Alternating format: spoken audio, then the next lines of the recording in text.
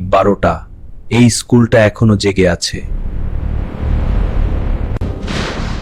গেটটা নিজে নিজেই খুলে গেল। ভেতরে ঢুকতেই আলো জ্বলতে নিভতে লাগলো। তোমরা কেন এসেছো?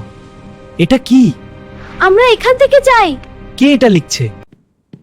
কেউ যেন আমাদের দেখছে।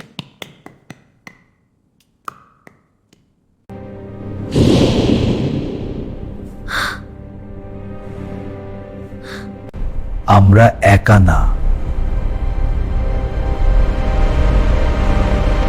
হ্যাঁ, ওটা কি?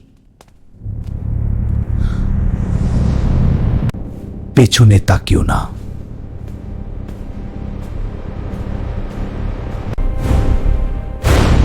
সে আমাদের মাঝেই ছিল।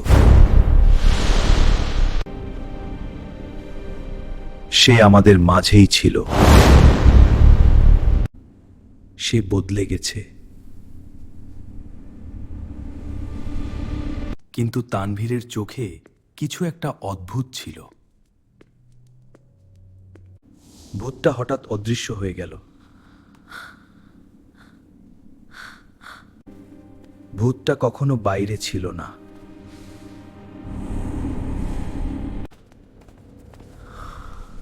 সে আমাদের মাঝেই ছিল।